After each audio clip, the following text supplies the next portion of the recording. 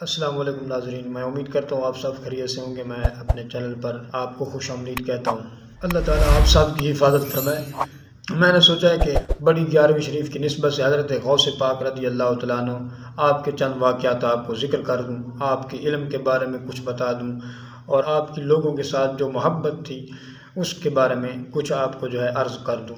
تو ناظرین، وقت کو ضائع کیے بغیر میں اپنی بات شروع کرتا ہوں۔ حضرت غوث پاک رضی اللہ تعالیٰ عنہ آپ اللہ کے ولی ہیں اور برگزیدہ شخصیت ہیں، کامل شخصیت ہیں۔ حضرت عبدالقادر جیلانی رحمۃ اللہ علیہ آپ کا نام ہے۔ آپ کو اللہ تعالیٰ نے ایسا مرتبہ عطا فرمایا تھا کہ آپ ولایت میں بھی کامل تھے اور علم میں بھی کامل تھے۔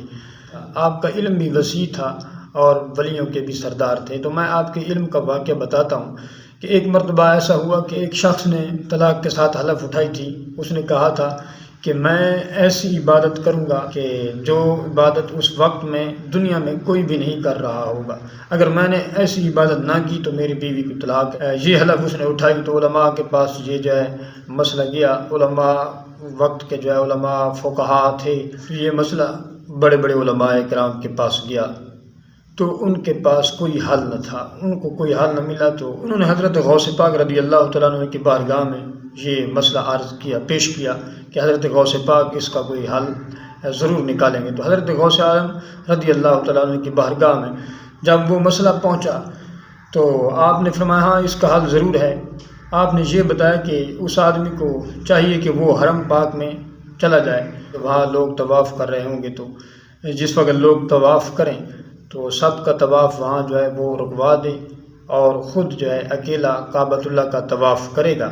تو یہ ایسی عبادت ہوگی گویا کہ دنیا میں کوئی اور اس وقت نہیں کر رہا بلکہ وہی شخص کر رہا ہے۔ تو اس سے آپ سرکار نے فرمایا کہ وہ حانث بھی نہیں ہوگا، یعنی اس کی حلف بھی، قسم جو اس نے اٹھائی تھی وہ بھی نہیں ٹوٹے گی اور طلاق بھی نہیں واقع ہوگی۔ اس طرح آپ نے اس کا حل نکالا تو اللہ تعالیٰ نے آپ کو ایسا وسیع علم عطا فرمایا تھا۔ اسی طرح کے ایک اور واقعہ حضرت علامہ ابن جوزی علیہ رحمہ، آپ فرماتے ہیں میں اور ایک دوست تھا میرے ساتھ، تو ایک جگہ پہ گئے، وہاں حضرت غوث اعظم سرکار رضی اللہ تعالیٰ عنہ بھی موجود تھے۔ تو وہاں کسی آدمی نے قرآن پاک کی تلاوت کی اور اس کے بعد حضرت غوث اعظم رضی اللہ تعالیٰ عنہ نے بیان فرمایا۔ تو آپ فرماتے ہیں حضرت غوث پاک رضی اللہ تعالیٰ عنہ نے اپنے بیان میں اسی آیت کریمہ کے معنی ذکر فرمائے، بیان فرمائے جو اس آدمی نے تلاوت کی تھی۔ تو حضرت علامہ ابن جوزی علیہ رحمہ آپ فرماتے ہیں کہ حضرت غوث پاک رضی اللہ تعالیٰ عنہ نے سب سے پہلے اس آیت کریمہ کا ایک معنی ذکر کیا، پھر دوسرا معنی ذکر کیا۔ تو میرے دوست نے مجھ سے پوچھا اے ابن جوزی آپ فرمائیے کیا آپ کو یہ معلوم ہے جو حضرت غوث اعظم رضی اللہ تعالیٰ عنہ نے اس آیت کریمہ کا معنی ذکر فرمایا ہے؟ تو آپ فرماتے ہیں جی ہاں بالکل ضرور مجھے معلوم ہے۔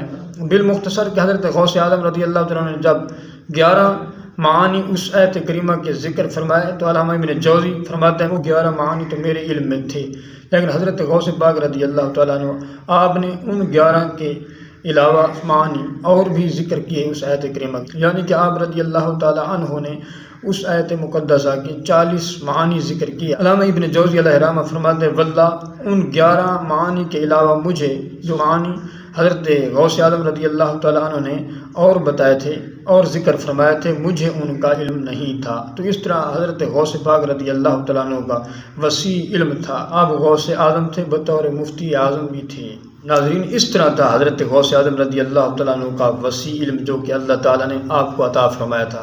اور آپ اکثر غریب لوگوں سے محبت کیا کرتے تھے۔ حضرت غوث اعظم رضی اللہ تعالیٰ عنہ ایک مرتبہ دریائے دجلہ کے کنارے پہ گئے تو ایک شخص کو دیکھا وہ رو رہا تھا۔ آپ نے اس سے دریافت فرمایا کہ کیوں رو رہے ہو؟ تو اس آدمی نے عرض کی سرکار میں اس لیے رو رہا ہوں، غریب آدمی ہوں، میں نے کسی کام سے دریا سے پار کو جانا تھا، ایک ملاح کی کشتی پہ میں سوار ہوا جو کشتی سواریوں سے بھری ہوئی تھی۔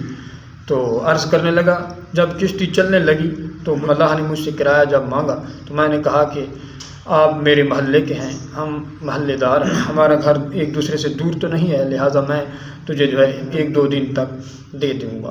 جب میں نے یہ بات کہی تو وہ ملاح اس نے ان لوگوں کے سامنے مجھے رسوا بھی کیا اور مجھے کہا کہ اتر جاؤ میری کشتی سے۔ تو میں اس لیے یہاں رو رہا ہوں۔ کہنے لگا سرکار بجائے اس کے کہ وہ مجھے دریا سے پار لے جاتا بلکہ اس نے میری جو ہے رسوائی کی ہے ان تمام لوگوں کے سامنے اور مجھے اپنی کشتی سے اتار دیا ہے۔ کہا ہے کہ جس کے پاس کرایہ نہیں ہے وہ میری کشتی پہ سوار بھی نہیں ہو سکتا۔ تو حضرت غوث اعظم سرکار رضی اللہ تعالیٰ عنہ آپ نے فرمایا آپ یہیں رکو، میں ابھی آتا ہوں۔ حضرت غوث پاک رضی اللہ تعالیٰ عنہ گھر میں گئے، 100 دینار گھر میں 100 دینار آپ لے آئے۔ تو آپ سرکار جس وقت واپس آئے تو اس ملاح سے ملاقات ہوگی، تو آپ نے وہ 100 دینار اس ملاح کو دیا، فرمایا اس آدمی کو بھی دریا پار لگاؤ، اور آج کے بعد جو غریب شخص آپ کی کشتی پہ سوار ہو اگر اس کے پاس کرایہ نہ ہو تو اسے عبد القادر کے کرائے پہ دریا سے پار لگا دینا۔ اور آپ نے ساتھ یہ بھی فرمایا کہ جب یہ ختم ہو جائے تو مجھے بتانا، میں اور بھی دیتا رہوں گا۔ تو ناظرین آپ اس طرح غریبوں سے پیش آیا کرتے تھے، لوگوں سے محبت کرتے تھے۔ تو ان اولیاء کرام کی زندگیاں ہمارے لیے جو ہے سبق ہیں، ہمیں بھی اسی طرح کرنا چاہیے، ہمیں بھی اسی طرح زندگی گزارنی چاہیے۔ اللہ تعالی ہمیں عمل کی توفیق عطا فرمائے۔ تو ناظرین آج کے لیے ہے اتنا کافی، انشاءاللہ نیکسٹ ویڈیو میں ہوگی ملاقات۔ اللہ تعالی آپ سب کی خیر فرمائے۔ خدا حافظ۔